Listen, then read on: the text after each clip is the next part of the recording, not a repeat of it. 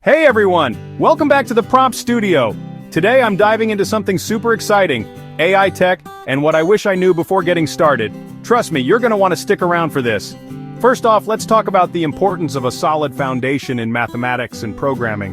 When I first started, I thought AI was all about cool algorithms and cutting-edge tech, but I quickly learned that a good grasp of linear algebra, calculus, and Python is essential. So, if you're thinking of diving into AI, make sure you brush up on those subjects. Next, let's chat about data. I used to think AI was just about clever algorithms, but boy was I wrong. Data is the real MVP here. You need tons of it, and it has to be clean and well organized. Spend time learning about data cleaning and pre-processing. It's not glamorous, but it's crucial. Now let's talk about the importance of community and open source resources.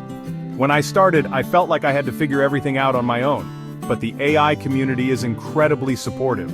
Websites like GitHub, Stack Overflow, and AI forums are gold mines. Don't be afraid to ask questions and share your work. Another key insight: continuous learning is a must. AI is a rapidly evolving field. What's cutting edge today might be outdated tomorrow. Follow AI researchers on social media, read papers, and stay updated with the latest advancements. Staying curious and adaptable is your best bet. Lastly, don't underestimate the ethical implications of AI. When I started, I was all about the tech and innovation. But AI has a significant impact on society. Understanding ethics, biases, and the potential consequences of your work is just as important as the technical stuff. Be a responsible creator. So, there you have it. The top things I wish I knew before diving into AI tech. Remember, building a solid foundation, embracing continuous learning, and being part of the community will set you up for success.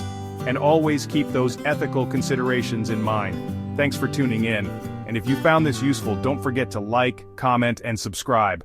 Until next time, stay curious and keep learning.